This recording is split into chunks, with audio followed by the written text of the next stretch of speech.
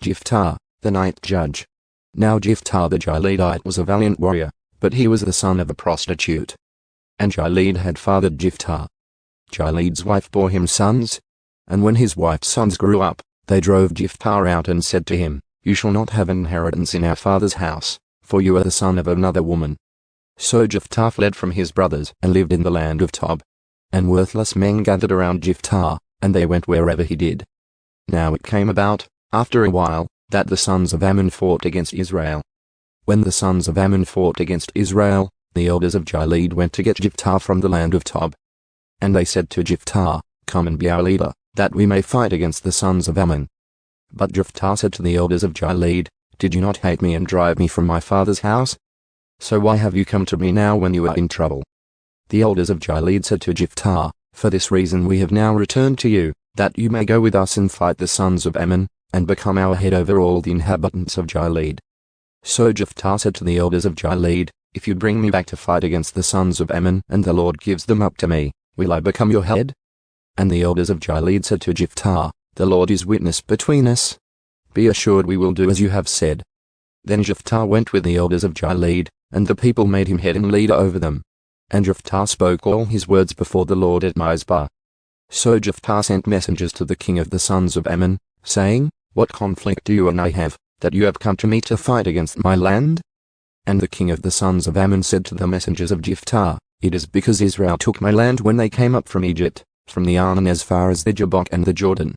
So return them peaceably now."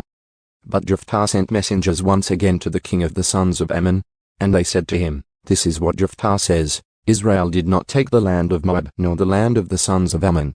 For when they came up from Egypt, and Israel went through the wilderness to the Red Sea, and came to Kadesh, then Israel sent messengers to the king of Edom, saying, Please let us pass through your land.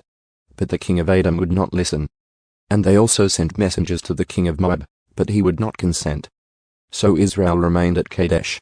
Then they went through the wilderness and around the land of Edom and the land of Moab, and came to the east side of the land of Moab, and they camped beyond the Arnon.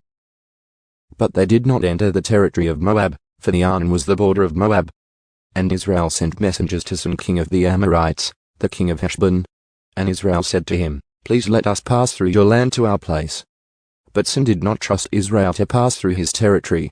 So Sihon gathered all his people and camped in Jahaz, and fought with Israel. And the Lord, the God of Israel, handed Sihon and all his people over to Israel, and they defeated them. So Israel took possession of all the land of the Amorites, the inhabitants of that country.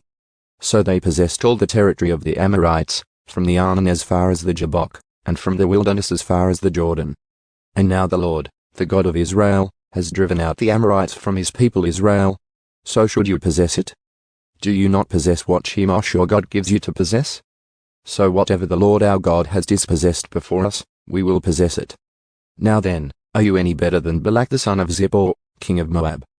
Did he ever contend with Israel, or did he ever fight against them? While Israel was living in Heshbon and its villages, and in Aroer and its villages, and in all the cities that are on the banks of the Arnon, 300 years, why did you not recover them within that time? So I have not sinned against you, but you are doing me wrong by making war against me. May the Lord, the judge, judge today between the sons of Israel and the sons of Ammon. But the king of the sons of Ammon disregarded the message which Jephthah sent him. Jephthah's tragic vow. Now the Spirit of the Lord came upon Jephthah, and he passed through Gilead and Manasseh. Then he passed through Mizpah of Gilead, and from Mizpah of Gilead he went on to the sons of Ammon. And Jephthah made a vow to the Lord and said, If you will indeed hand over to me the sons of Ammon, then whatever comes out the doors of my house to meet me when I return safely from the sons of Ammon, it shall be the Lord's, and I will offer it up as a burnt offering. So Jephthah crossed over to the sons of Ammon to fight against them, and the Lord handed them over to him. He inflicted a very great defeat on them from Aroer to the entrance of Minnith, 20 cities, and as far as Abel-Keramim. So the sons of Ammon were subdued before the sons of Israel. But Jephthah came to his house at Mizpah, and behold, his daughter was coming out to meet him with tambourines and with dancing. And she was his one and only child. Besides her he had no son or daughter. So when he saw her, he tore his clothes and said, Oh, my daughter! You have brought me disaster, and you are among those who trouble me. For I have given my word to the Lord, and I cannot take it back. So she said to him, My father, you have given your word to the Lord. Do to me just as you have said, since the Lord has brought you vengeance on your enemies, the sons of Ammon. And she said to her father, Let this thing be done for me. Allow me 2 months, so that I may go to the mountains and weep because of my virginity, I and my friends. Then he said, Go. So he let her go for 2 months.